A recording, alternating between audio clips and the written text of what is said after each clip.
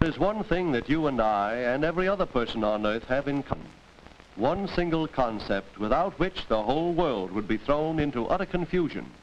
Trains could not run, planes could not fly, great ships would remain tied to their moorings. Without it, you and I could not meet at this microphone.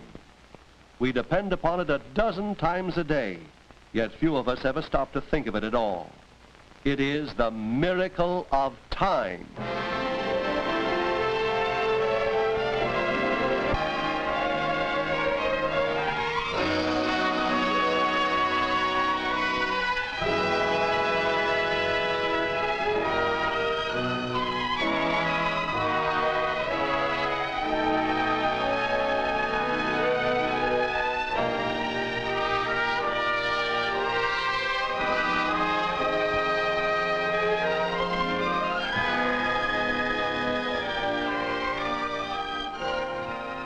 Let's try a little test.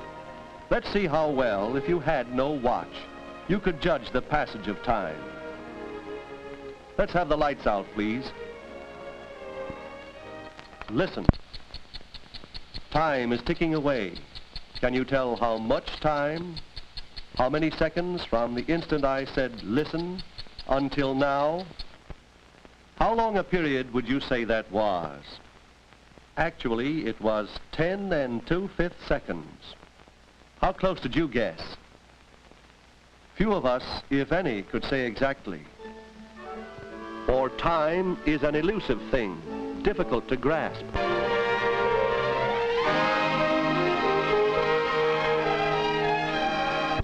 So we have divided it up into segments: hours, minutes, seconds, so that we can take advantage of each moment as it comes and use these measures to regulate our lives. In the morning,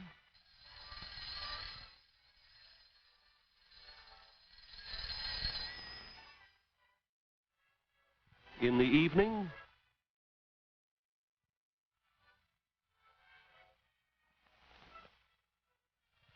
and all throughout the day. Most of the things we do are governed by the steady hands of time.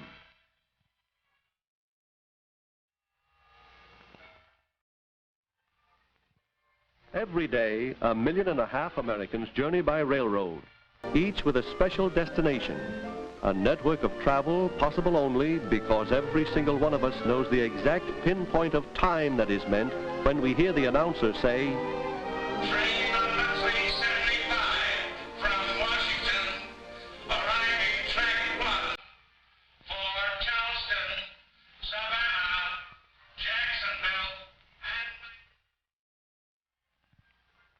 Today, when all the world is our next-door neighbor, great flying hotels carry their hundreds of passengers across thousands of miles of ocean safely and easily because the language of time is universal.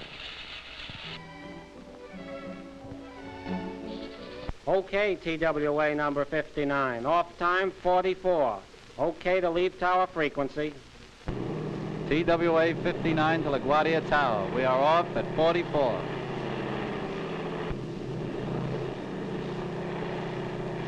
And on the sea, schedules are set not by the whim of man, but by the law of time.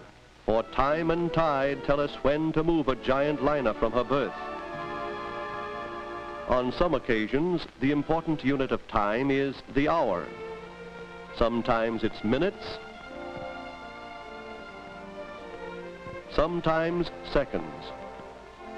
And when the matter of life and death is involved, to that individual at least, the split second may become as important as eternity. Because over all our lives, the measure of time spreads its guiding hands, figuratively as well as literally, so has time created an industry to provide the means of measurement. Here is a vital field of endeavor with its own exclusive talents and language and instruments, with its fine craftsmen to whom the head of a pin is oftentimes the arena for their skills. The modern watch is both a machine and an instrument, self-contained, complete with its own engine, the smallest useful piece of machinery we know. Some watches depend only on the movement of your arm to keep them going. Most of them weigh less than an ounce. Yet they keep pace with the sun and stars so easily that to tell the time needs only a brief glance at the dial. Simple, isn't it? But look at it another way, and it's not at all simple. 117 parts, each fashioned to ultimate precision. Some parts so small, a capsule contains tens of thousands. Parts made of different kinds of metal, each with its special qualities to assure perfect weight balance, to take care of a wide range of temperatures, because a watch must run at the same speed in summer and winter, hot or cold. Would you believe that in this cubic inch of steel alloy, worth only a few cents, there is the equivalent of 65,200 hairsprings worth many thousands of dollars? The hairspring is one of the most delicate parts in your watch. Its function is to keep the watch running at constant speed. Attached to the balance wheel, it must move to a precise rhythm. A rhythm that is first adjusted on an ingenious machine. Here, the frequency of the oscillations are registered through a microphone onto an electronic recorder. Upon the quality and timing of the hairspring depends the accuracy of the watch. You have heard of jewels in a watch. Here you can see how tiny they are against the letters in a telephone directory. They are ruby jewels drilled and shaped to smooth perfection.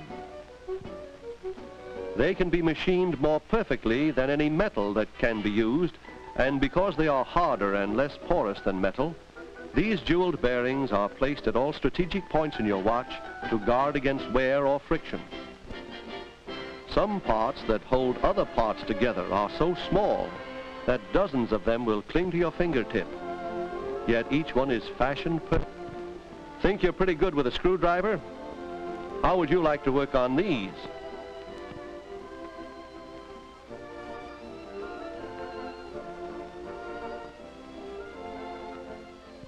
You can't judge value by size, for this tiny pallet is the ticker in your watch, swinging back and forth more than 13 million times a month. Another example of small size and great precision. In this Lilliputian world, an inch is as big as a mile, yet every part must be accurate to within a 10,000th part of that inch. But tiny as these parts are, to practiced eyes and deft fingers, the assembly of a watch is a well-worked-out, clear-cut process. Each step is an exacting one and must be done in its turn with the proper tools and proper care, so that at the end, what was a collection of many parts becomes a machine that will accurately measure the passing of time. A machine of such fine precision needs a case that will not only carry it, but protect it as well.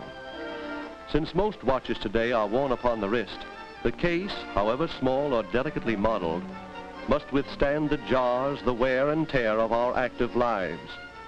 So case manufacture and design calls for high technical knowledge, and placing the watch in its case calls for care and expert handling. With some of the smaller ladies' watches, that handling requires deft fingers and unusual dexterity.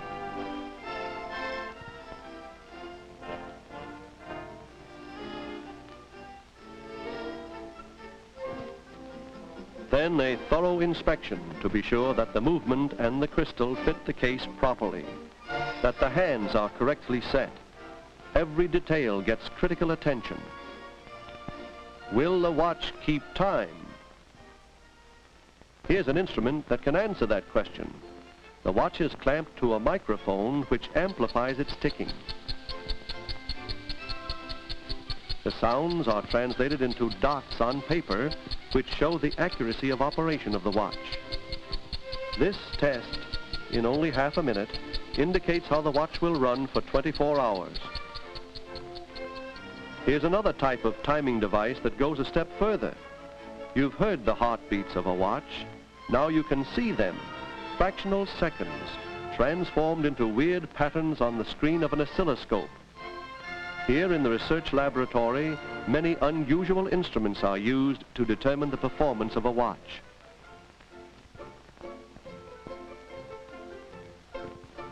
does this look like to you? An eclipse of the moon? Actually, it's a photomicrograph of the exact amount of oil that should go into the cap jewel of a watch. The size of that oil ring is very important to proper lubrication. It is through such doorways that men of research look into this world of miniature sights and sounds, seeking constantly for improvements in watch engineering and design. Because of their work, watches have progressed from the bulky burdens of another day to the sturdy, compact things of beauty that we can use confidently, wear proudly. Ladies' watches have developed in the same way, combining ever greater timekeeping precision with the styling of fine watches. And to bring this combination of styling and precision to an even higher level, a patented curved movement has been created for cases that conform to the natural curve of the wrist. The curving permits larger working parts for better timekeeping and more beautiful designs. This is important because modern fashion calls for watch styles for all purposes and occasions. Afternoon,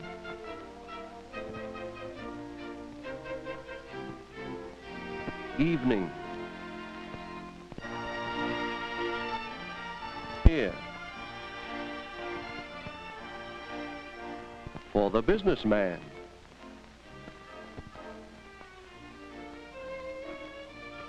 at work, at play. Gentle taskmasters that keep us continually aware of the time so that we may use it to full advantage. Most of us, when we look at a watch, see only its external beauty, the shining case, the sparkle of the hands, the numbers on a gleaming dial. Very few of us stop to wonder what's inside, what makes them tick, what makes them run on time. Let's wonder about it now. When you wind your watch, it's the mainspring that you wind. You store up the energy that will run the watch for more than a day. The mainspring is coiled inside a flat round box or barrel. This barrel turns as the mainspring uncoils. The barrel is connected by its geared teeth to the train, which is a series of wheels and pinions. When the mainspring uncoils about 1/8 of a turn, this wheel, the center wheel, goes around once.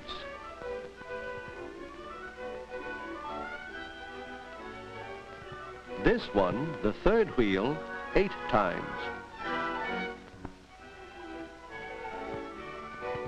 This one, the fourth wheel, 60 times.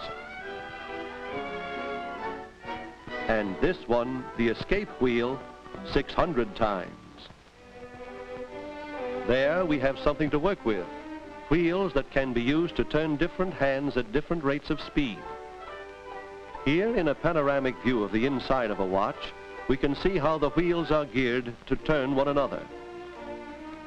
But just these parts are not enough to make a watch, for if we should wind the mainspring at this point, it would promptly uncoil as rapidly as possible, spinning the wheels merrily, but not measuring time until all the power in the mainspring had been dissipated. So something else is needed. A traffic policeman that will keep the power in the mainspring from running away, yet allow it to move forward at a definite rate of speed. And here it is, the escapement. This model of an escapement mechanism shows how the power from the mainspring is controlled. 5 times every second, the power from the escape wheel is stopped and released by the action of the pallet. Here's how it happens. The inclined surfaces of the escape wheel transmit power to the impulse face of the pallet. In a fine watch, these faces are made of jewels called pallet stones. As the pallet swings, it turns the balance wheel.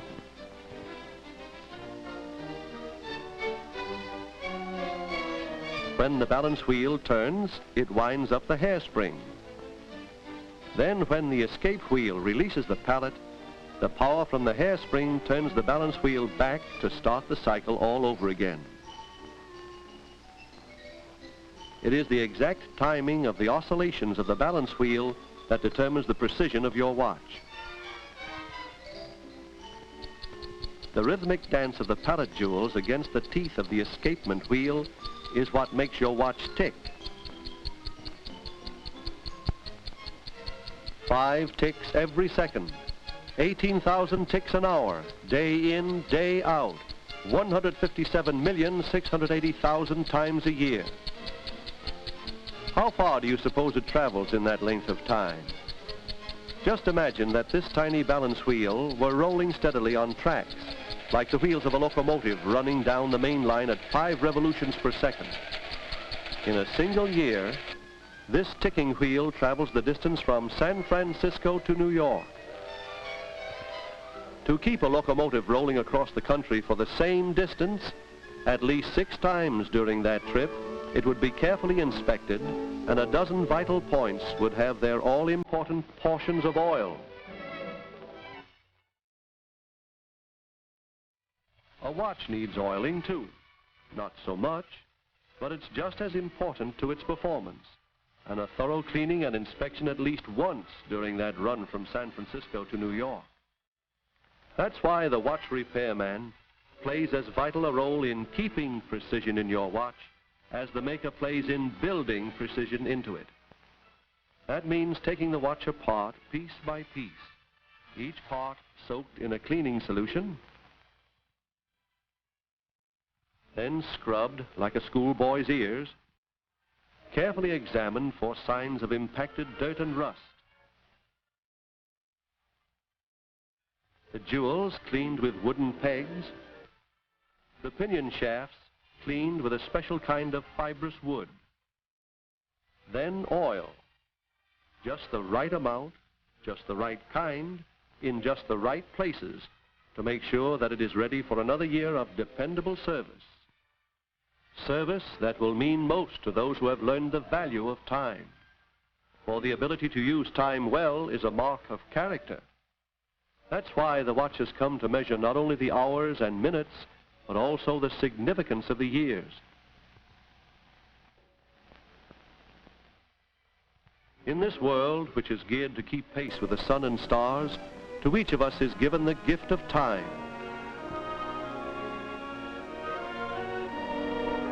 Treasure that gift and use it wisely, for with the passing years, we come to be known for what we have done with it.